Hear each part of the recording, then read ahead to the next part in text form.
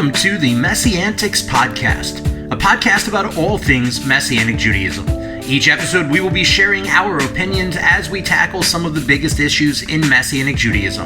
Now, here's your hosts, Rabbis Eric, David, Jonathan, and Toby. Hey guys, and thanks for joining us again this week as we dive into yet another conversation with the MessianTics crew. So today we want to we've been on this trip the last few weeks of kind of mixing things up a little bit, and today we want to kind of follow that train of thought and mix things up a little bit, and we wanted to just take some time. We all have a passion and a heart for the Messianic Jewish movement. I've grown up in it. Toby and Jonathan both came into it, but have been in it for quite a while now and very active. Rabbi Eric's been in it for quite some time now, as he was the rabbi I grew up under, and so on. But Messianic Judaism is something that we all have a passion for. We all have a yearning to see to continue to grow and to develop and to become what it's supposed to be. I've grown up in the movement hearing people forever say, Messianic Judaism, we're supposed to be the head and not the tail. And a lot of times we're still too busy hiding our heads in the sand instead of really dealing with actual issues and taking the responsibility of being the head and not the tail of the body of Messiah. And so as we work our way through this discussion today, we're going to throw out the topic, what each of us thinks the Messianic movement needs as an improvement or an effort towards bettering itself to make it what it's supposed to be for the longevity of what the Messianic Jewish movement is here for. And so with that said, I'm going to just open up the floor. Whoever wants to toss out the first concept, we're going to each kind of throw something out and talk about it around the table.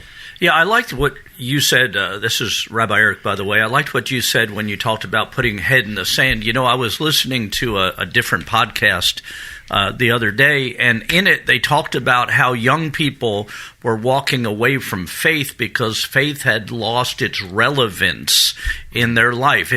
And when we're talking about the Messianic Jewish movement, a lot of what we're dealing with are things that are really settled issues that we're still bringing up again, the battles from years ago that don't really exist anymore, but we had so much fun fighting them, we just bring them back up all the time rather than moving forward and doing something. And so because of that, we're not as relevant as we could be. And part of that lack of relevance is that we live as people that are beginning things. In other words, when you start a ministry, for instance, when I started Messianic Synagogue, in Messianic Judaism, there was only our congregation in Mobile, and then there wasn't another congregation for 3 hours or more in any direction. So we were really pioneers in what was going on. But the pioneering of the Messianic movement, although we're still starting new congregations, we're not fighting those same pioneer battles anymore.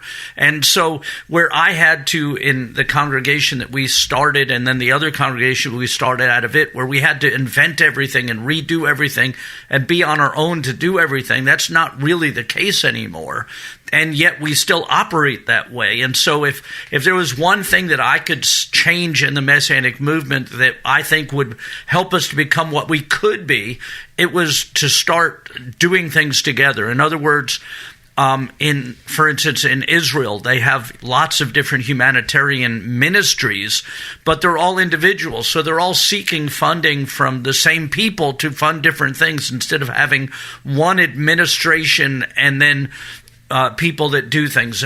When we bring out new music, instead of everybody having to make PowerPoint slides for every new song, one person could do it and share it out. When we find a good Nobody book, uses we could PowerPoint anymore.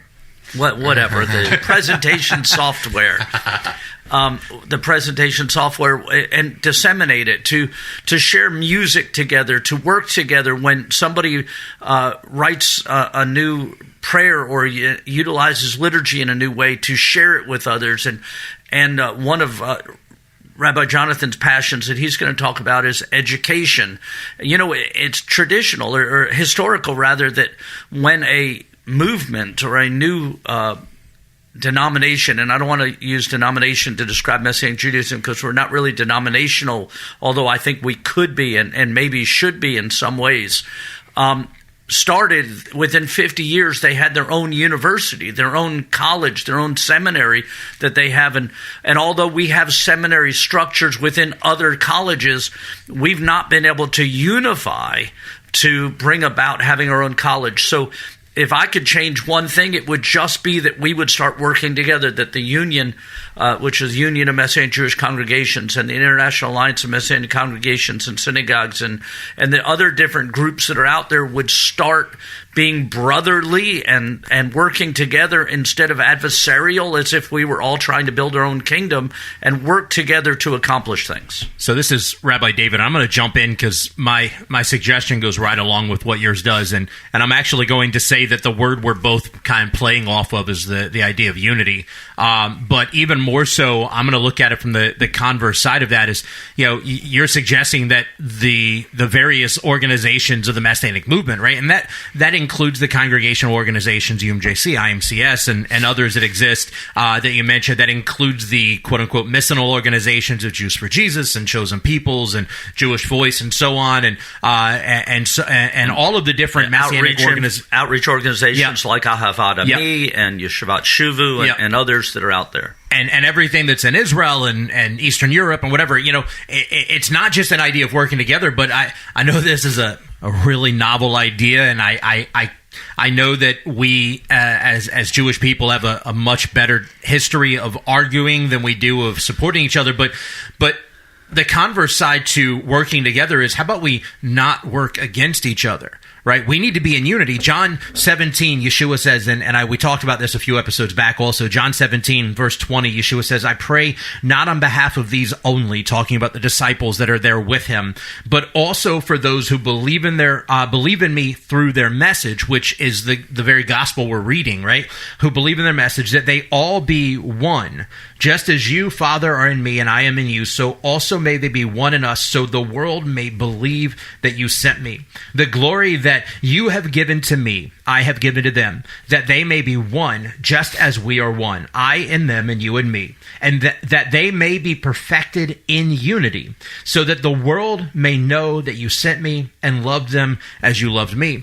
And I think, unfortunately, we love to talk about unity as a theoretical thing. But actually living it out in the practical, we really don't want to do that, because that's where things get messy. That's where things get complicated. That's where people's toes get stepped on, and we've got to actually try to work for relationship healing and building, and we got to apologize to people and all that kind of stuff that nobody really wants to deal with. But the reality is if Yeshua says it is through our unity that the world around us will know who sent us, will know who sent him. Who is it that they're seeing in us if we're divided and broken and not in unity? Because it's not God, right? God is not a God of unity, of destruction or disunity or division. He's a God of unity. He's a God of bringing the many together as echad, to bring the many together as one. And when we're talking about this idea of unity within the Messianic Jewish movement, I think that's the big key of it. Not only do we need to work together, but even when we're not physically in the same environment working together, we need to make sure we're also not working against each other too, right? I grew up in the Messianic Jewish movement pretty much my entire life, and the number one thing that still to this day bugs the ever-living fire out of me, and I'm guilty of it sometimes too, because unfortunately I was raised with this mentality and I try to fight against it most of the time, but the thing that just absolutely drives me nuts, and this is for my Jews for Jesus people out there, I love you guys, this is the thing that always drives me nuts, is when somebody asks me, oh, are you Jewish? Well, yeah, I am. Oh, I saw the yarmulke, I wasn't sure. Well, it's not a fashion statement, I promise. It doesn't look all that great, but are you Jewish? Yeah, I'm Jewish. Okay. Are you Orthodox? Well, no, I'm actually a Messianic Jew. That means I'm a Jew that believes in Yeshua, or Jesus is the promised Messiah of Israel. Oh, so you're like one of those Jews for Jesus guys, right? And so often, what we've always done in the Messianic movement on the congregational side is no, we're not like Jews for Jesus. We're not like Jews, because Jews for Jesus, they're missional, and we're congregational, we're local, we're rabbis and da-da-da, and it's always this idea of us versus them. And I don't think that the Messianic Jewish movement can be what it's intended to be, what it's supposed to be, who we are called to be, until we can stop trying to tell the rest of the world that we're not the other guy, that we're not the other people. So yeah, until we get to a place that we stop feeling the necessity to correct someone when they ask us if we're Jews for Jesus or if we're this or we're that, it's one thing to correct someone if there's actually something that's wrong about the statement, right? Jews for Jesus is a part of Messianic Judaism. CPM, Chosen People Ministries, is a part of Messianic Judaism. Right. Just as the UMJC, the IMCS, Ahavat Dami, and others are all a part of Messianic Judaism. And we're doing more damage, I think, personally, I think we're doing more damage working against each other, or at least just as much damage working against each other as we are if we actually, as Rabbi Eric suggested, working with each other, working for each other. And I think it's just time that we start to make it a priority to actually be in unity. Like, would it be awesome if, I would absolutely love to see the UMJC and the IMCS become one organization. I don't think that there's enough of us in the Messianic Jewish world and in the Messianic Jewish congregational to be experience. that divided. Yeah, I don't think there's enough of us to have two organizations that are in essence doing the same thing, just from different sides of the coin. And I definitely don't think there's enough of us that it's constantly an us versus them attitude. Like, I'm a part of both organizations and I love both organizations, but I definitely can sense that there's an us versus them attitude on both sides of the field. Yeah. Right. And as long as that continues on, we're never going to get anywhere. We're never going to progress where we should be, and we're certainly never going to be, as we said at the tip of the episode, we're certainly never going to be the head and not the tail, because we can't even figure out how to be the head of ourselves, much less try and jump in as the head of the body of Messiah. So what do you guys think on that? Go ahead. I was going to say, I agree. There's a lot of and you can detect it in conversations, even Facebook posts sometimes. Like I ran across a joke one time, and it was meant as a joke in a Facebook page, Messianic group, and it was about how one of the umbrella groups was more halachically observant than the other groups, and it was really it was very obvious. You could tell which one they were talking about versus the other one. And I was just and I've seen that a lot.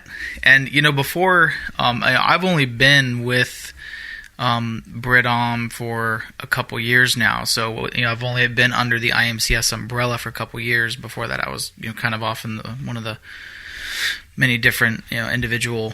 the independent swing. Independent swing of things.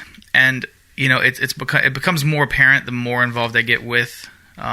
specifically with the IMCS, that there are other their interactions with other groups is sometimes could be more cordial, for sure. That's one way to put it. But there seems to be this pushback with one another on how they do things, how they govern, how they're set up, down to the way they even do. Education, which I'm going to talk about here in a bit. Toby, did you have anything about what David said? I agree with everything. I don't know how that could ever be reversed, just because everything's pretty entrenched. I agree that the Messianic movement isn't large enough to have all these organizations and stuff. At the same time, they've really rooted themselves, and I'm with David. I love both, and I love people in both. I love both. I mean, there's wonderful people in both organizations. Yeah. I just don't know how it could be reversed, because I think everybody's pretty comfortable where they're at. Yeah, I mean, here's the thing though. I don't have an answer for how we bridge the gap. I don't have an answer for how we actually come together in unity, but I can say that not having answers isn't a good enough excuse I agree. To not strive to find them. I want to say that my wife, Brooke, was involved in a youth kind of bridge, a gesher between both organizations. It was called Grassroots. Mm-hmm. And it was wildly successful. Yeah. God blessed it. And people loved it, especially younger people. Yeah.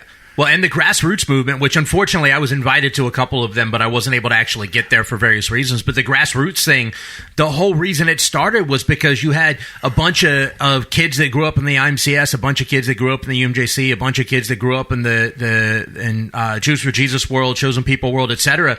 That like they kind of met each other and went, oh, we kind of live the same experience. Right. We kind of do the same stuff. We kind of believe the same thing. Why do we not know each other? And as they talk, they realize, oh, we don't know each other, not because we shouldn't know each other, not because we don't do the same thing, not because we aren't part of the same people, but we don't know each other because our parents had beef with each other 40 years ago, 30 years ago, 20 years ago. Yeah. And they sowed that beef that they had into our generation. Right. And so grassroots basically said, you know what? Look, our parents' beef is their beef. We don't care. That's their thing. We're going to come together and figure out how to do this thing together. Like, even if we're all in different organizations, we're still going to figure out how to do this thing together and love each other. Which I think that's likely, an answer as far as getting to a better place is it would take something grassroots. I don't mean it. I'm not talking.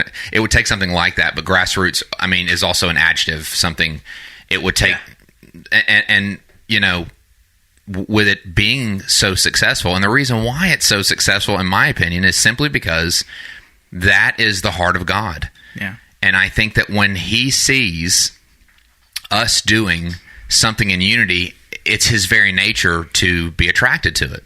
You know, I'm not talking about God being manipulated. It's just it pulls the virtue out of Him. He's just like, I love it. I got to be there. Yeah.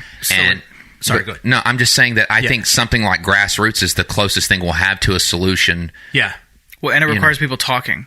That's part of the problem. Is you talk respecting about the opinions that are different. Hey, have you talked to so and so lately, or did you listen to the message of so and so lately? Oh no, they're part of the union. I can't listen to that. So are you kidding me? Yeah. Like, that's not at all the approach we should have to interacting. I think in a lot of ways, what grassroots was for the younger generations of Messianic Jewish. The Messianic Jewish movement. I think in a lot of ways, Jewish Voice Ministries Messianic Leadership Roundtable Conference was for the movement as a whole. Yeah. Which unfortunately they've now laid it to rest. It ran for a significant period of time, and unlike many sitcoms, JVMI chose to let Messianic Leadership Roundtable go out on a high as opposed to waiting while people still loved it and wanted to be there instead of waiting for people to decide it was trash and wanted to walk away. Yeah. But nonetheless, the Messianic Leadership Roundtable, I think in a lot of ways that conference was the adaptation of the concept of grassroots. Like, hey, all of the stuff that divides us really doesn't matter. Let's come together on what matters, which are the things we all agree on. Let's come together and build unity and relationship. And it did wonders, I think, wonders for the movement. Absolutely. And it was the same with, I have to plug a ministry that I was involved in the conception of, was Meochad, which was that, my wife and I were involved in its conception along with Mark and Dara Vidito, Ian and Kara Arroyo, and other Jamie Eaton at Charest, Matt Adams down in Florida, and we were just local worship leaders and people involved, and we wanted to see something cross-organizational, cross-generational, to do that in the area of Messianic worship music. And we did. I was involved in the ministry for 5 years, and that was our heart. And the response was great, because I think that is what people want. Because I think you have a lot of people in this generation now. We're not, the generation of the grassroots when we were kids. We're now the parents. Yeah. Now. Yeah. And we don't even share those same. Feelings or divisiveness. I describe it this way, and I'm not going to pretend like I have all the answers by any means, but I describe it this way what personally. Are you talking about? Of course, right? I can't believe that. I describe it this way, like the early generations of the modern Messianic Jewish movement, which includes my father. The early generations of the modern Messianic movement, they've spent most of the last 40 or 50 years fighting an identity crisis. Right? So, and by that, what I mean is that my dad's generation and before him in the Messianic movement, they were working very diligently not only to establish and to pioneer Messianic Judaism and Messianic Jewish congregations, but they were also working and putting a significant chunk of their time, energy, and resources into both trying to prove to the Jewish world that they're still Jewish, even though they believe in Jesus, and trying to prove to the Christian world that they still believe in Jesus, even though they think being Jewish means something, right? And so they've been stuck in this identity crisis for a very, very long time. Whereas our generation, which for those that are don't know us personally, that listen to the MessianTics podcast on a regular basis, Rabbi Eric is the old guy of the group. And then Toby is right behind him. But no, Rabbi Eric, my father, is 60 years old. Rabbi Toby, you're 42, right? Yeah, I'm 40. And then Jonathan, you're like 26, right? Yeah. No. Was it a good guess? I was just joking. Yeah, no, I am, yeah.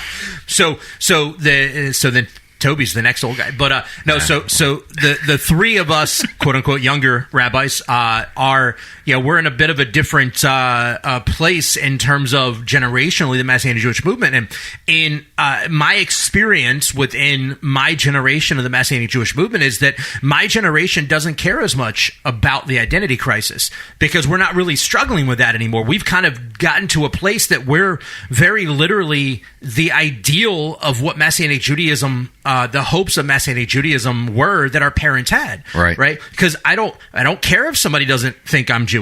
That doesn't change my world at all. Like, I know who I am, and I'm comfortable in that. And you're disagreeing with my being Jewish because I believe in Yeshua doesn't change that. It's not going to make me change my mind at all. It's not going to adjust anything. I am comfortable in who I am. And if the church doesn't believe that I'm really a believer, you know what? That stinks. But that's also not my problem. I care more about what God thinks about me and what I'm here to do as a congregational leader within Messianic Judaism and so on. And so I think a big part of why Grassroots worked and worked well was because it was a generation of people that they're not dealing with the same identity crisis. Yeah, they were removed from it. Yeah, and so we were able to come together because you got to remember that identity crisis, when you battle with an identity crisis, it filtrates through your entire life. Every aspect of it, right? It affects every decision you make. Yeah, so there's no surprise, in my opinion, and I'm just going to talk about the UMJC and the IMCS as examples. It's no surprise, in my opinion, that we have the kind of butting of heads,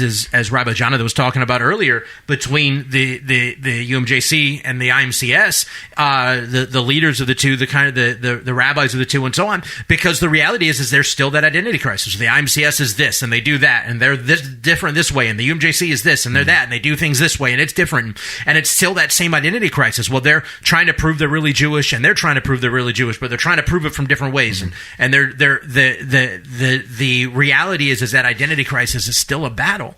And I think the beauty of the generation that we're a part of, in terms of the leadership of the movement, is that we're not battling that identity crisis. And because of that, because of the fact that we really don't care what the outside community thinks of us, right? And we care less. I think there's a less of a concern about if someone's Jewish or non-Jewish. Yeah. I mean, yes, because the reality, like we talked a few weeks ago in the conversations on the One New Man, is that we realize there's a necessity for both Jew and non-Jew alike in the body of Messiah. Rabbi Toby and I, on the way to Pensacola this morning, we were talking about the idea of those of the nations driving the Jew to jealousy for his God. And Rabbi Toby was commenting on how, in his experience, he's noticed that it appears that a Jewish believer in Messiah trying to share Messiah with a Jewish person, because of the roadblock of you can't be Jewish and believe in Jesus, there's naturally an already present barrier in that conversation that's really hard to get over. But he noticed that Gentiles in the Messianic movement, that a Jewish person will go, "Are you Jewish?" Well, no, I'm not. I'm a Gentile. I'm of the nations. He goes, a fascination is provoked. Yeah. He goes, "Well, why do you do this? And why are you going to synagogue? And why drove you to be somewhere Shabbat? And, to keep. Why are you going to synagogue? And why in the world are you fasting on Yom Kippur? We have to, and we don't want to. Why are you doing it?" And they start looking at themselves. And then they start asking questions, and then those questions lead to other questions, and it opens up that barrier breaks down. I think Paul Paul was getting at something when he said the nations have been brought in to be to drive the Jew to jealousy for his God, and in the same sense, the Jew was called out to begin with. The nation of Israel, the descendants of Abraham, Isaac, and Jacob, we're called out to be a light to the nations, and we have to work together in order to see that occur. So we've talked quite a bit on the unity, and I actually think both of your suggestions that you want to throw out filter right into that conversation as well. So before we go too much farther, I just want to give you guys opportunities to throw out your suggestions, and I'm sure in one way or another it'll all tie back into this also. My suggestion is it's short, but I think it's it's brief, but it's not going to take me long to explain it. Simply, I see a rather large divide between the older generations and the younger generations. And I'll give you an example. I went to the Messiah conference in 2012. Now, look, this was 10 years ago, but it still rings true, I think. I went this past summer, and it's still So I'll give you an example. You have the MJAA, and then you have the YMJA, and I think they're two. I mean, the YMJA is an extension of the MJA, and look, I've been blessed by the MJAA. I love the MJAA. When I was at the Messiah conference, I was leading worship for the YMJA, and I was in Larson every day, except one, where we were in the main service for what is called YMJA night. And do I think it's a problem for youth to people of between the ages for those that aren't familiar with Messiah College and the Messian Jewish Alliance of America's Messiah conference that's held there? Conveniently, the names work, so it's interesting. But for those that aren't familiar, Larson is a building on campus. It's like the commons of the college there, and it's a building on campus that the YMJ, the Young Messianic Jewish Alliance, does their entire sub-conference at Messiah Conference. So all of their events all week long are held in Larson, and then everything for the rest of the conference is held across like 4 other buildings. And so what Rabbi Toby was getting at is that if you're there with the YMJ stuff, you're completely segregated in Larson, except for one single event, which is the main night on Thursday nights at the YMJ leads. Yeah, and it's still largely that way. Yeah. Even this past summer when Rabbi Eric and I were there, it was even during meal times, there really wasn't a large presence of, and I'm the oldest of 5, so I'm very younger children conscious. Right. And there were almost no children or youth, even at the meal times, present. Yeah, and the point I'm getting at is when we do that, and I think that's too stark of a contrast. I think that's too big of a divide. And then you allow one night. And this is why I believe, and this is the point I'm getting to, is that over the years, my wife and I have had friends that are our age in the movement. I'm talking now we're in our mid to late 30s, early 40s. We were in our mid to late 20s, It has led to, there are some friends that we had, very dear friends that we, grew up with in the movement that aren't in the movement anymore. Yeah. Because some of them got disillusioned with feeling like, look, I'm called to this thing, and I had fun at Larson, and I had fun in Polk City. I'm talking about the Southeast Youth Retreat. I had fun at these retreats, but now I'm ready to embrace a bigger role. Yeah. I'm growing up, and it gets denied in some cases, not in every case. Yeah. And I feel like there are a lot of people still in my generation that have torches that aren't lit, that aren't being lit by the older generations. And I think a big problem is, I just think one example is if you look at what happens, I have people my age that still talk about the days at Larson. I'm like, why are we still talking about Larson? Yeah. And I can tell you it, and it's not just a matter of the divide, the age divide, like at conferences and stuff, right? I think it goes farther than that. I think it goes deeper than that. Yeah, that was just an example. Yeah. The Messianic Jewish movement, I think we have a vision for the future, but I don't think we have a vision for how to get to the vision for the future, right? Because one of the issues, as I've said, I grew up in this. This is pretty much all I've ever known is the Messianic Jewish movement. And I've known since as far back as I can remember exactly what my calling was, that I was supposed to be a Messianic Jewish rabbi. Now, I didn't want it, and I ran from it for a while. But I've known that was my calling. But at the same time, when I turned, I was 20, 21, something like that, when I first tried to enter into the ordination process with the IMCS, they just kind of put my stuff off to the side. There was no effort put into building. Like, here you are. I've listened to the rabbis of the Messianic Jewish movement for 2 decades at that point talk about constantly, we want to see younger rabbis, we want to raise up new leaders, we want to raise up a future. Here you have one standing in front of you saying, I want to pick up that mantle. You have a Joshua sitting outside the tent. I want you to train me, raise me up, build me up to go do it. And they're, I don't really know what to do with you. I don't really, we're going to hold off. Why don't you wait? You're not old enough. Why don't you wait a little longer? Why don't you go? And part of the reason why, and the segue is interesting, part of the reason why that's a problem is because of the very issue that Rabbi Jonathan's going to bring up in a second. Yeah. But the reality is we've not, again, I think it goes back to the identity crisis. We've spent so much time, energy, and resources in trying to fight the identity crisis that we're really Jewish and we believe in Jesus, and everybody needs to understand how those two things work together, that we've missed out on all of the other pieces of the puzzle that are so vital, not only to the success of Messianic Judaism, but to a valid future for Messianic Judaism. And so, Rabbi Jonathan, I'm going to hand it off to you.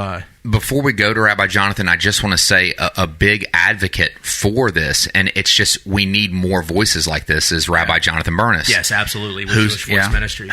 With Jewish Voice Ministries, who said something that I will never forget when my wife and I had the honor of sitting under him at the leadership track of the Arch Summit. He said, one of the first things I do when I enter a leadership role is I begin to work myself out of my job, whether that's short-term or long-term. He goes, I have to prepare for the future. Yep. And that's not happening enough. And keeping the young people sequestered, except one night we let them run and do their thing, is that what you're going to have is either they're going to walk away or they're going to be pushing 50 and still wanting to be the YMJ. Now I do want to. I do want to throw a couple of caveats to that conversation out real quick, though, and that is that it's important to remember the context of it all, because it's not like, in terms of like the YMJ week, and this isn't, listen guys, if I love the YMJ, I grew up in the YMJ, this isn't beating up on the YMJ at all or anything like that, but no. We need to understand that this is a problem from both sides of the spectrum. Yes. The YMJ wants to do things on their own. They want to be separate, and I get it, it's important, it's valid to sow into the younger generation in an authentic way that feeds into what they need at that time. I get that. What we're not saying, hey, you should write off the YMJ track at the Messiah conference and just make them do everything the old people are doing. But what we are saying is that there needs to be some real effort at integration. And just giving the YMJ one night to lead a service isn't integration. Right. That's showcasing, and that's a whole different thing. And I agree. That's it. Showcasing may have an okay place at some points, but that's not the same as integration. Yeah. And as a prime example, showcasing is for children's choirs. Correct. Correct. High holy days. I want. Go ahead. As a prime example, the Southeast Regional Conference, by the way, and I'm going to plug it a little earlier than we intended to, the Messianic Jewish Alliance of America's Southeast Regional Conference is going to be the weekend of December the 18th. 16th through the 18th. Thank you. 16th through the 18th, December 16th through 18th in Orlando, Florida, at the Rosen Plaza Hotel. I can't recommend this conference enough. It's a 3-day, 2.5 day. It's a weekend conference. But it's an awesome opportunity, especially if you go to a Messianic congregation in a small community or something along those lines. It's a phenomenal way to get together with Messianic believers from all walks of life all over the Southeast region of the U.S. It's awesome. And to realize you're not the only one, right? We always feel weird and out there, but you're not the only one. There's more of us out there. Yes. And it's a great way to build relationships and so on. And to pursue the actual unity we're talking exactly. about. Exactly. And so that conference is going to be at the Rosen Plaza on International Drive in Orlando the weekend of December 16th through 18th. You can go to mjaa.org to find more information out about the conference. Click on the conference tab at the top and find the Southeast Regional, and you can register online. The hotel's got a special rate. I forget what it is, but it's like $95 a night, I think. Yeah, something like that. But definitely go check it out. But I bring up the Southeast Regional for this reason. I grew up going to the Southeast Regional. Most of the last 16, 18 years, whatever it is, I've been going to the Southeast Regional faithfully every single year. And I always, especially once I got involved in rabbinic the rabbinic side of things and became a Messianic rabbi myself, the YMJ, at that point, they would have their own Torah service on Saturday morning. So you'd have the big Torah service for the whole conference, and then the YMJ had their own Torah service separate in the YMJ room on the second floor. They would have their own Torah service separate. And growing up in the YMJ, that always bugged me because I always looked at that and went, what better place for integration than the Torah service? Like, let's get multi-generations together. And so for the first early years that I was a rabbi, I was asked on a regular basis to come and lead the Torah service for the YMJ. And so I would go and do it because I really have a heart for sowing into younger generations and raising up new leaders and so on. So I would go and participate and lead the Torah service or speak in the Torah service or whatever. But it got to a point after a few years, I was like, man, this just isn't the way it should be. Like, we could do this a lot better if we integrated the two. So for a few years, I would ask the leadership, the rabbis, hey, what do you guys think about integrating the YMJ and the main Torah service, like making them one thing and using the young people in the service and giving them parts and roles to play and fully integrating the two into one service so that families as a whole can do Torah service together on Shabbat morning. And they were like, oh, we would love to do that, but the YMJ would just never go for it. They would never go for it. So I'd go to the YMJ. Hey, what do you guys think? Oh, we would love to do it, but the MJ, the rabbis, they would never go for it. The rabbis would never go for it. So after a couple of years of this back and forth, and I'm not going to lie, I was very much a little shady on how I handled this. But after a couple of years of dealing with this same thing, I finally was like, you know what? They're both saying it's the other guy, that they want to do it, but it's the other guy, so I'm going to put them both on the spot. Go ask your father. Go ask your mother. So I sent an email to some of the rabbis in leadership and said, what do you guys think about this? And explained it. But I sent the exact same email to the YMJ guys. Was, what do you guys think about doing this? And they both responded, we would love to do it. Now I've got it on print, right? We would love to do it, but they don't want to. And I was like, oh, well, funny you should say that, because here's evidence that both sides say they want to do it. So can we make this happen? And they both kind of were like, oh, I guess we got to do this now. But it ended up being, in all honesty, it ended up being one of the most powerful Torah services I have ever experienced in my life. Yeah. And it's now become a fully integrated Torah service that's become like the highlight, the key component, if you would, of the Southeast Regional Conference every single year. Yeah, and I don't want to make it seem like I think nothing's being done. Yeah. I just, and I want to reiterate, because, you know, just what David said made me think of it. I also want to reiterate how tremendous and how life-changing the YMJ has been for me, as well as the MJA and the UMJC. Yeah. I mean, tremendous blessing to me. So I don't want to. I'm not ragging the YMJ. I think it's wonderful. Though for you and I, it's been a number of years that we've been booted from the YMJ.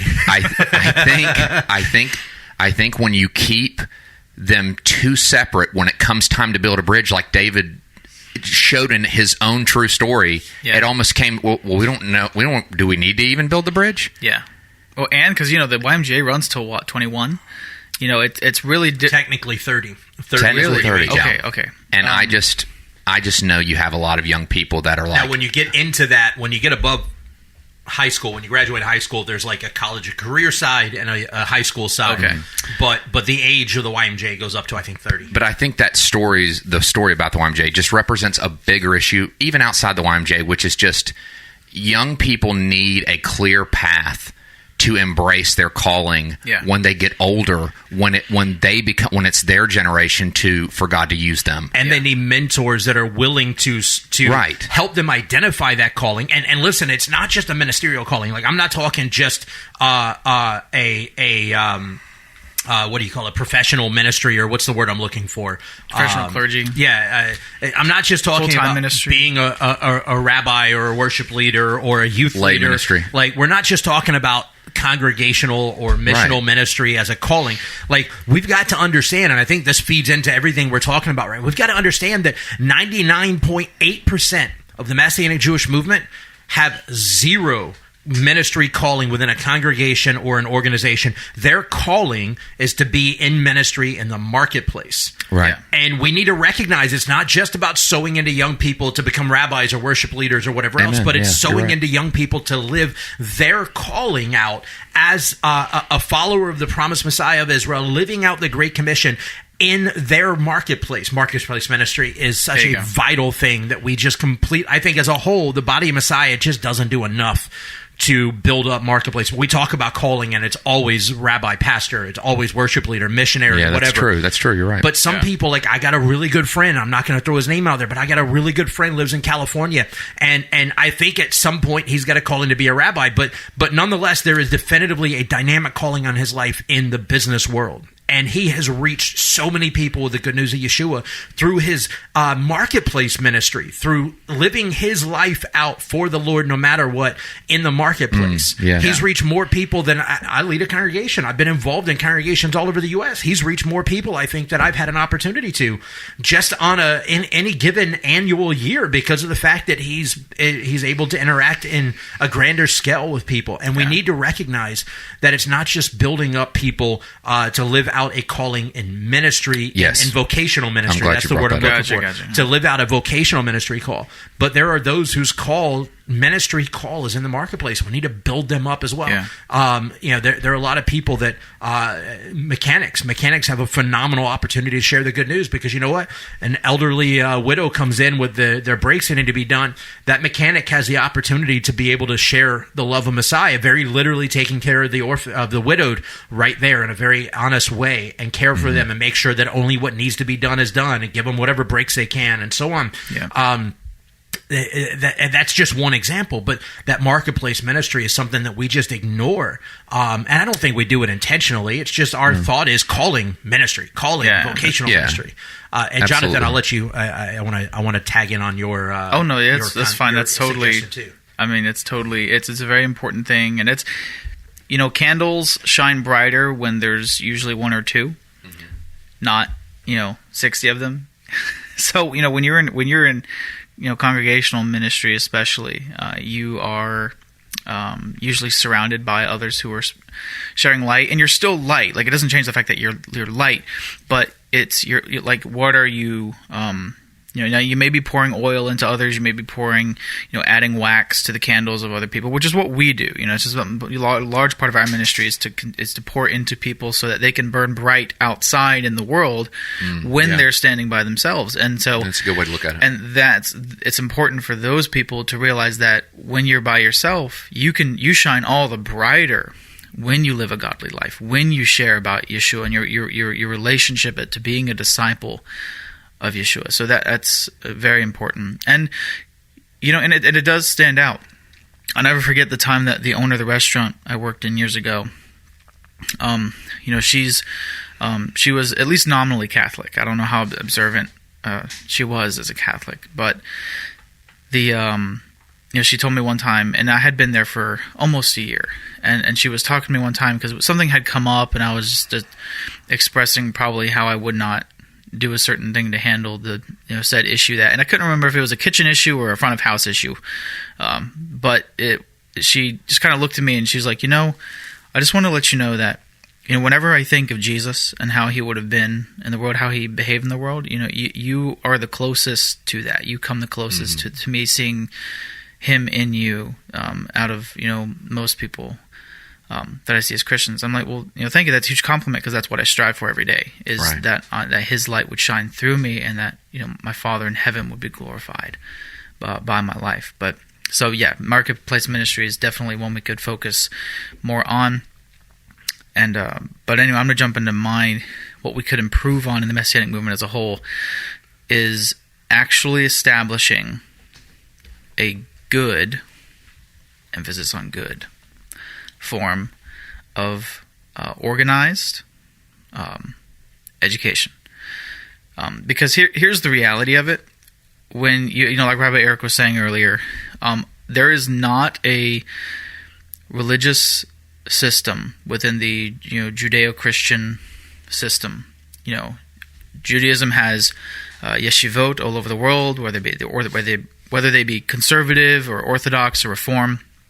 And they have systems that have been established for decades, if not centuries, for that education. The only reason we have higher education in the United States is because of Christianity. Regardless of what people want to say, yes, Christendom is the reason we have higher education in the United States. The reason we have colleges and universities. The first colleges in the United States, Harvard and Yale, they were both established as places of training for the clergy, and they included the things like the sciences and higher maths and things. Those things are not supposed to be excluded from the life and the training of people who believe and serve the God of creation. It actually reveals how serious you are about something when you don't establish a formal training plan, something that is good, something that's credible. I know people, and look, this is not to say that education is the end-all be-all. I definitely don't believe that. But it is important, and it reveals, it's sort of like, salvation is not by works, but works certainly reveal a whole lot about what you actually believe. Education is the same way. How you organize education, how you organize, the training for the next generation of leaders actually reveals something about how serious you take your movement, whatever it may be. And in the Messianic movement, if I were to be an outsider looking in, I would not see a whole lot of serious dedication to the training of the next generation. Frankly, because even non-denominational Christian groups have Bible colleges that they send, that they hire from their pastors and their So Rabbi Eric is, you noticed you haven't heard his voice in quite a while on this episode. Unfortunately, Rabbi Eric, shortly into recording this episode, had to leave for an emergency with his wife. She's fine, everything's okay, but he had to leave to go help and take care of her. But one of the things he was talking about before we started recording, that because we were kind of tossing around some of these suggestions, pretty much so we didn't double down on each other. But some of these suggestions before we actually started recording, and one of the things he talked about with regards to what Rabbi Jonathan is saying is that if you look at the history of the denominations of the church, historically speaking, statistics say that somewhere around within 50 years of the start of that denomination, there's a college and or seminary established for the purpose of training up new leaders in that denomination. And Messianic Judaism, as we know it today, has been around for 40, pushing 50 years now. Yeah. And we're nowhere near that. Like, there are things like there are a few schools. I'm working on an MDiv right now in Messianic Jewish Studies with the King's University out of Southlake, Texas, which has a phenomenal Messianic Jewish Studies program, an undergrad, a couple of master's degrees, and then a DMin, a doctorate of ministry in Messianic Jewish Studies. Chosen People Ministries, working with Biola, has the Feinberg Center, which has an MDiv program in Messianic Jewish Studies. And there's a few others. St. Petersburg Seminary. Yeah, with, MJTI. St. Petersburg Seminary has the Netzer David, which is a Messianic Jewish Studies program. Avadami has Yeshivat Shuvu. Yeah. There are a few scattered around, for the most part, with exception of MJTI and Yeshivat Shuvu, with exception of those two. Most of our stuff, most of our formal education that's available is just tacked onto other people's stuff, which isn't necessarily a bad thing, because honestly, I hate reinventing the wheel. And that's not a bad thing, especially if it's a really good program like TKU and Feinberg are, where, yes, it's attached onto another school's program, but it's a very in-depth, formal Messianic Jewish Studies training. So those things do exist, but we don't have anything formal for the movement. MJTI does its own thing. Yeshivat Shuvu does its own thing, but neither of them are really, in a lot of ways, MJTI is very representational of the UMJC, but it's not a UMJC thing. It is an accepted program for ordination with the UMJC, as TKU, Feinberg, and TKU and St. Petersburg are. Yeah, and it's not to say that people aren't trying necessarily, but when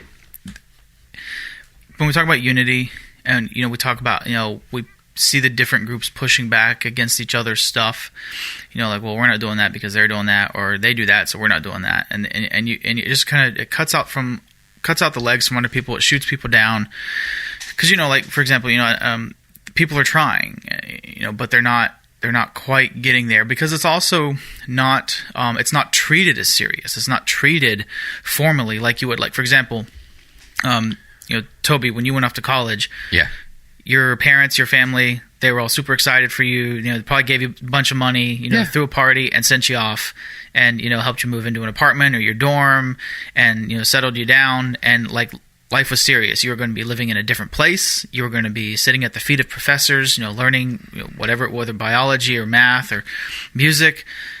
You were going to be meeting new people, and your life was seriously focused and set on that. I know that the union has K-20, which attempts to do sort of almost like a distance learning with mentorship. That's close and local. But it's not something that because even this year, like they were talking about. I was listening to, I think, reading actually one of the dialogues, and you can tell me more because y'all were both there at the conference, I think, in Raleigh. But they had talked about that they didn't quite meet the quota they wanted to with K-20. I think over the last year they got up there, but they didn't get quite where they wanted to. Partially it's because that there's so many people that called into ministry that want to take seriously the training, but we don't often provide the ability for people to enter into that training seriously. Well, if they tack on to these, like Biola, it would be an example. I know that's not a cheap school. Yeah. But oddly with that one, so oddly with that one, the Feinberg Center, which is CPM's project with their education project with Biola is not a cheap school, but Chosen People Ministries, or at least in its inception, I believe it's still the same, but I haven't looked at it in a few years. But right. CPM, Chosen People Ministries, has set up a way that they help subsidize the tuition for their students, and at least a few years back, it may have changed a little bit now, but a few years back, I think it was like $1,000 per, or $100 per credit or something. Whatever it was, it wasn't much. It was ridiculously cheap considering what Biola's tuition normally and there's is. not a seminary on the planet that doesn't have some kind of program that you go, okay, oh, you're Lutheran? Okay, if your church will pledge this much, we have this many churches who are also willing to pledge to your education so you can enter into the ministry. And, it's one of the reasons why, I'm blessed to be here at Bradam, because when I got brought on here at Bradam,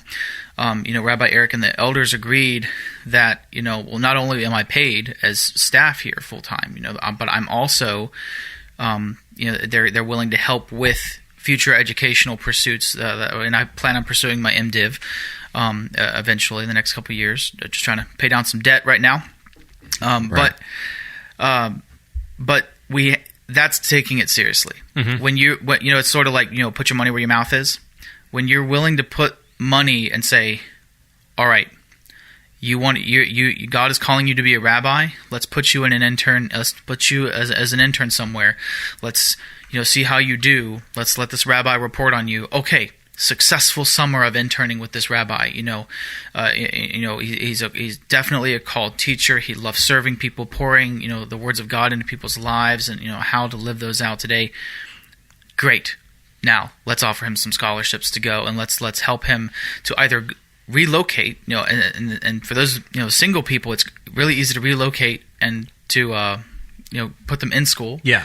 And for the people who maybe have families and can't move as easily, let's figure out how to get them into a distance learning program and help them offset the costs to actually pursue that education, because it's... And truthfully, the organizations, the congregational organizations, because our experience, and I'm going to clarify this, we've talked about the congregational side of Messianic Judaism, missional side of Messianic Judaism, etc. Our experience, this group here, our experience is primarily in the congregational side. And so, generally speaking, I talk from that realm. Not that I think the two are in any way separate from each other. It's all the same movement. It's all the same thing. We just do things in different ways for different end goals. And so, in the congregational side of things, the organizations, like for instance, I think the UMJC does a really good job at prioritizing education for ordination. I think it's great.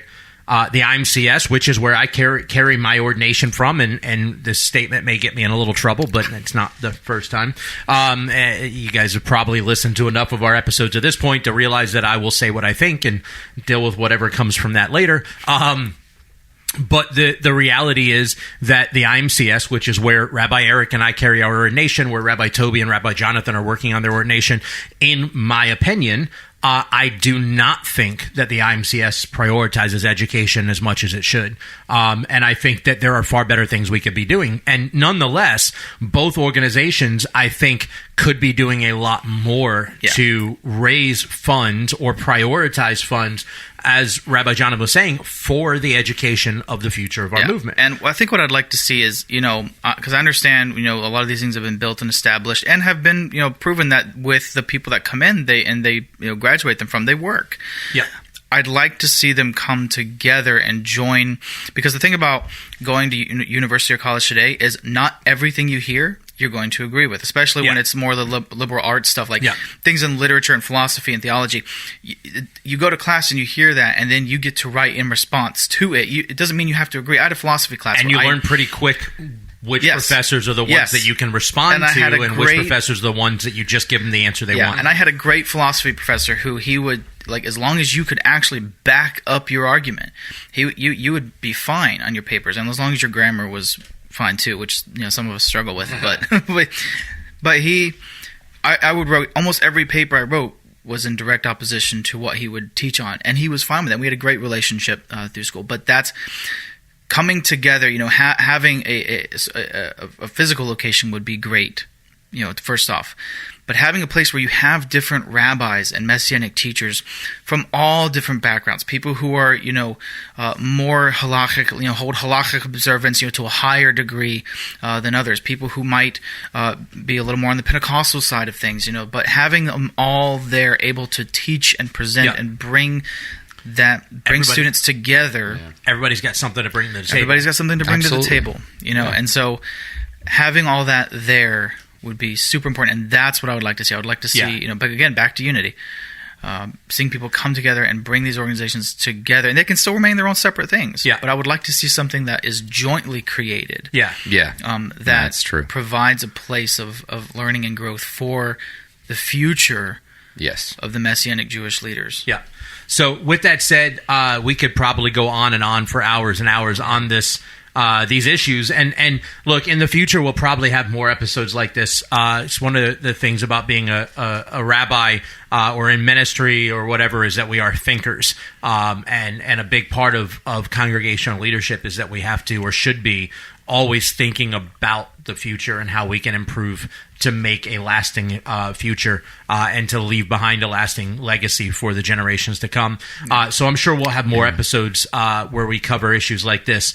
So thank you for listening with us. I do want to say real quick, we want to plug the Southeast Regional, the Messianic Jewish Alliance of America Southeast Regional Conference one more time in Orlando. Again, mjaa.org, December 16th through 18th at the Rosen Plaza Hotel. Please come and see us. And there's a very good chance, we're still discussing how to make it happen. There's a very good chance that we might actually record a MessianTics episode live at the conference, or at least at the hotel that the conference is in. So we'll see how that goes. Just throwing that out there. And then we also want to plug Brit Am's Messianic Men's Conference. And Jonathan, I'll let you. Yeah, it's April 21st to the 23rd of 2023. And you can go to the Brit Am website and go over to the men's page, and there, the top of the men's page is a link that will lead you there, and you can register to come here. And we really look forward to having those of you who are going to sign up for that. But we will also have a table at the Southeast Conference this year. So if you're listening to this now and you're coming to the Southeast Conference, we will have the opportunity for you to sign up for the Messianic Men's Conference there at the Southeast. Or you can go to Brit Am's website, Shalom Pensacola. And sign up there. .com and sign up there in advance and know that you got a slot available for you. There are also, I believe, hotel deals set up. Yes, we have a hotel deal set up with one of the local hotels, and the room's a little discounted, and there's a shuttle to bring you here. So if you go to the website, you'll find out all the information needed, and hopefully we'll see you at the men's conference as well. And who knows, maybe we'll, for kicks and giggles, we'll record an episode there too. So with that said, we'll talk to you guys later. Thank you for joining with us for the MessianTics Podcast. Thank you for listening to the MessianTics Podcast. Make sure to subscribe so you can be notified every time we drop a new episode. And be sure to follow and interact with us on social media at MessianTics Podcast.